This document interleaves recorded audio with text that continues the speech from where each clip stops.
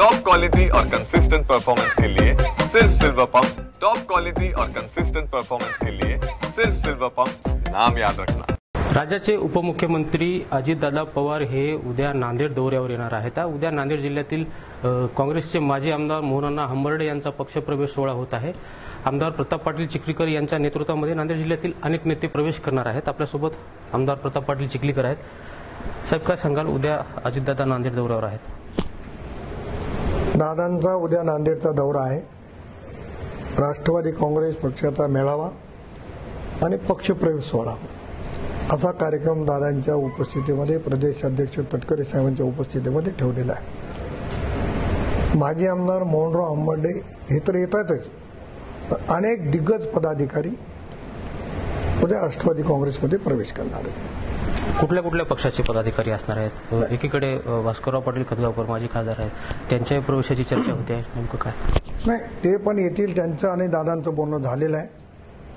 त्यांच्या प्रवेशाची तारीख अद्याप ठरलेली नाही, परंतु त्यांच्याशिवाय महायुतीच्या बाहेर ज्यांनी काम केले असे अनेक दिग्गज उद्या राष्ट्रवादी काँग्रेसमध्ये प्रवेश करणार आहेत।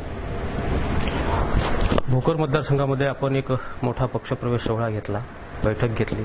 आपल्या मतदारसंघात म्हणजे आपला जो बालेकिल्ला एकंदर मतदारसंघात माजी मंत्री अशोक चव्हाण यांनी सुद्धा मोठ्या प्रमाणात शक्ती प्रदर्शन केलं होतं। त्यानंतर आपण मोठा ताफा घेऊन 100 गाड्यांचा ताफा घेऊन आपण भोकर मतदारसंघात शक्ती प्रदर्शन केलं होतं। नेमकं काय यातून काय करायचं? नाही, कोणी माझ्याकडे कार्यक्रम घेतला म्हणून मी त्यांच्याकडे घेतला नाही। त्यांना त्यांचा पक्ष वाढवण्याचं मुभा आहे, मला माझा पक्ष वाढवण्याची मुभा आहे।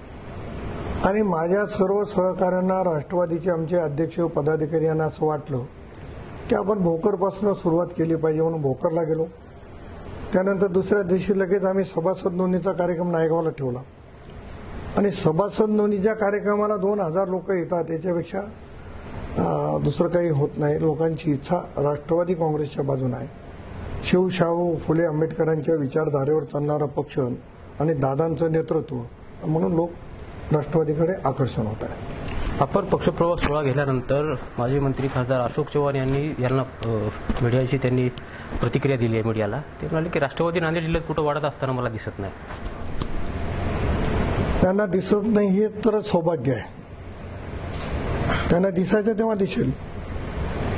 त्यांच्या पक्षाच्या पुढे आज राष्ट्रवादी जाते, त्याच्यामुळे माणसाच्या मनामध्ये खतखत असणं स्वाभाविक आहे।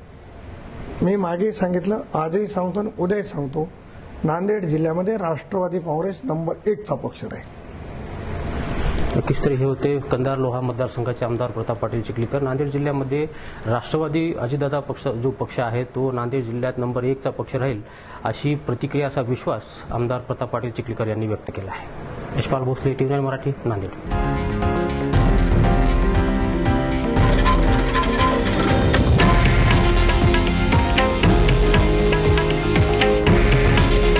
हे आहे देशातील नंबर 1 न्यूज नेटवर्क आणि आपण पाहत आहात TV9 मराठी।